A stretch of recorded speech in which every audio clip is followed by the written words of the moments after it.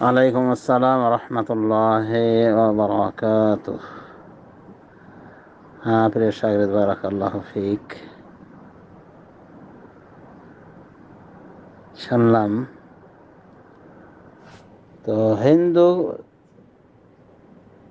সহজে কোনো অমুসলিম তার সাথে উঠবাস করা উচিত না,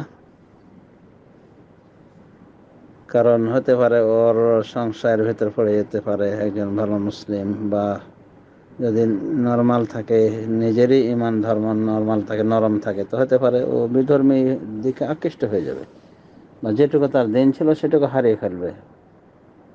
তো এই জন্য এটা বেশি না, ভালো কর্ম নয়, অবশ্যই নিন্দনীয় কর্ম, কিন্তু বাধ্যকতার অবস্থা তো আলাদা। তো সেই হিসেবে যদি একান্তই থাকতে হয় কোনো হিন্দুকে নিয়ে, কফিলের কারণে বা যে কোনো কারণে, এক কথায় গ্রহণযোগ্য কারণে, তাহলে ওঠা বসা তো হবেই, প্রতিবেশী হিসেবে তার হক আছে অবশ্যই তখন।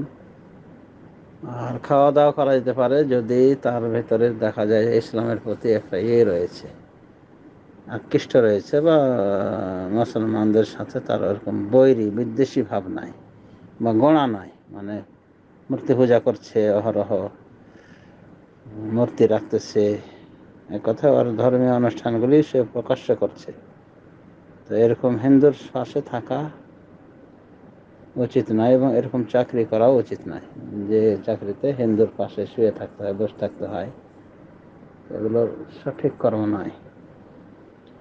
তারপরে বাধ্যগত অবস্থার কথা সবসময় ভিন্ন থাকে, তাই না? তো যথাসাধ্য হিন্দুকে রোমে আনা থেকে, রোমে রাখা থেকে বিরত থাকতে হবে, কারণ এটাও যেন এক প্রকার ওর সাথে বন্ধুত্ব স্থাপনের নামান্তর, যে হিন্দুকে রুমমেট হিসেবে রেখে দিল, 10 টাকার জায়গায় 20 টাকা 10 টাকা দেওয়া লাগলো, একটা হিন্দু হয় নাকি ঘরের ভাড়া কমাই দিয়েছে। তো এগুলো উচিত না, এগুলো খুবই মানে নিম্ন মানসিকতা, মানে পয়সার জন্য হিন্দুকে মানে জায়গা করে দেওয়া, বিধর্মীকে জায়গা করে দেওয়া। তো যাই হোক, একান্ত কারণে যদি হিন্দু বাড়িতে থাকে, একই রুমে থাকা লাগে, খাওয়া দাওয়া করা লাগে, যেমন বললাম কফিলের আন্ডারে আছে, হয়তো কফিলের দুটা আছে, খাদেম আছে, একটা হিন্দু একটা মুসলিম, এবং ওদেরকে একসাথে খাওয়া দাওয়া করা হয়তো।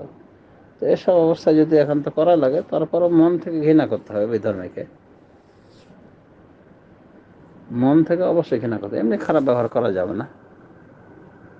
আর যদি উঠবাস করার মাধ্যমে, তাকে রাখার মাধ্যমে, মুসলমানদের কৃষ্টি কালচার দেখার মাধ্যমে সে তো মুসলিম হওয়ার সমূহ সম্ভাবনা থাকে, কথায় যদি তার ভেতরে কোনো নমনীয়তা পাওয়া যায় ইসলামের বিষয়ে, বা ইসলামকে ভালোবাসে, তাহলে এই জাতীয় বিধর্মীকে রাখা যেতে পারে রোমে,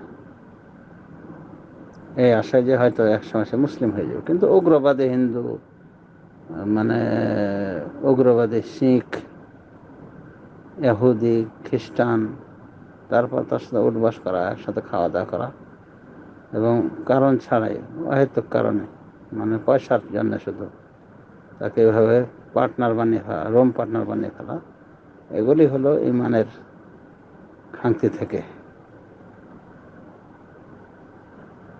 ইমানের খাংতির বহিঃপ্রকাশ। আল্লাহ আলাম। তা আশা করি বুঝতে পেরেছেন, সংক্ষিপ্ত আকারে বললে আমার সঙ্গে বুঝে আসা, তাই আমি ব্যাখ্যা করেই বলি, সময় গেলে তো আমারই যাবে, আর অনেকে পছন্দ করে দলিল সহ আলোচনা। তো যা হোক, যদি এরকম বিদ্বেষী মনোভাবওয়ালা না থাকে, না হয়, তো হিন্দুর পাশে থাকা যেতে পারে, রুমমেট হিসেবে থাকতে পারে, কিন্তু এ নিজে এখতিয়ার করে নেবেন না, নির্বাচন করে কোনো হিন্দুকে ঘরে আনবেন না কোনো মুসলিম, এটাই হলো তার করণীয় এবং তার ইমানের দাবি। জরুরি কারণে যদি চলে আসে, বা বললাম যে কফিলি এভাবে ব্যবস্থা করে দিয়েছে যে হিন্দু মুসলিম একসাথে উঠবে, বসবে, খাওয়া দাওয়া করবে, তাহলে সেটা বাধ্যগত অবস্থা। এরপরে মন থেকে সবসময় ঘৃণা করবে, প্রত্যেকটা বিধর্মে ঘৃণা করবে, এটা হলো ইমানের দাবি। তো ব্যবহার খারাপ করা যাবে না। আল্লাহ আলাম।